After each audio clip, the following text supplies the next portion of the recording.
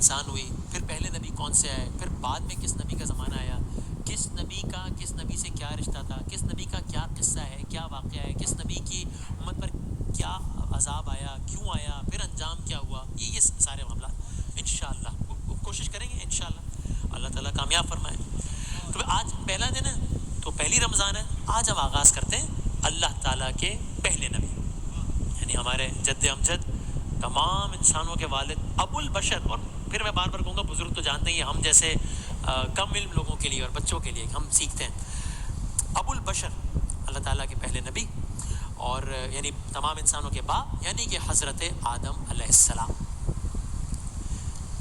پہلے انسان، پہلے نبی، تو ظاہر ہے پہلے کائنات تخلیق ہوئی، کائنات وجود میں آئی، پھر پہلے انسان۔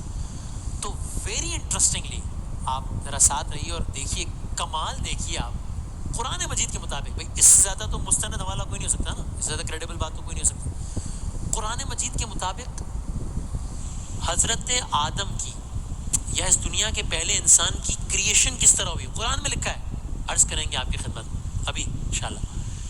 قرآن مجید کے مطابق اس سے بھی پہلے تخلیق کائنات کس طرح ہوئی، یہ عرض کرتے ہیں سب سے پہلے مختصراً آپ کی خدمت میں۔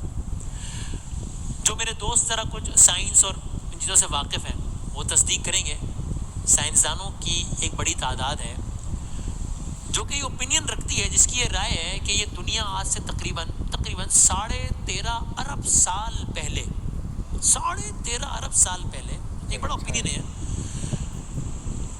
بگ بینگ کے ذریعے، یعنی ایک بہت بڑے دھماکے کے ذریعے یہ کائنات وجود میں آئی۔ اب آپ سنیے اور حیران ہوئیے کہ اس حقیقت کی تصدیق قرآن مجید نے کس انداز سے کی۔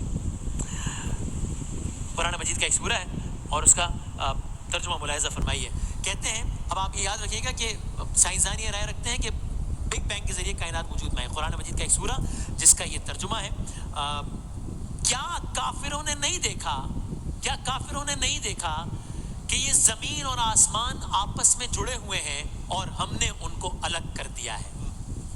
ٹھیک، یہ قرآن مجید۔ اچھا، بگ بینگ کے ذریعے کائنات وجود میں آ گئی۔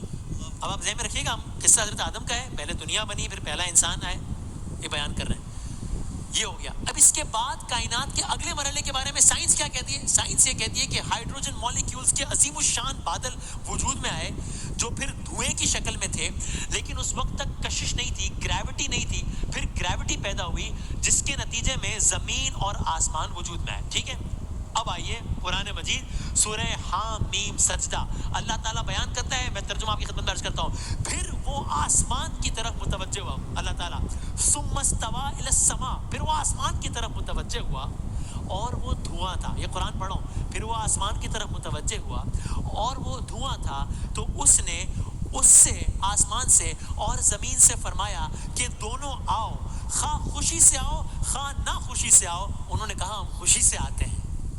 تخلیق کائنات قرآن کی روشنی میں۔ پھر سائنس کہتی ہے کہ جب آسمان وجود میں آ گئے، Want fresh? We deliver super fast.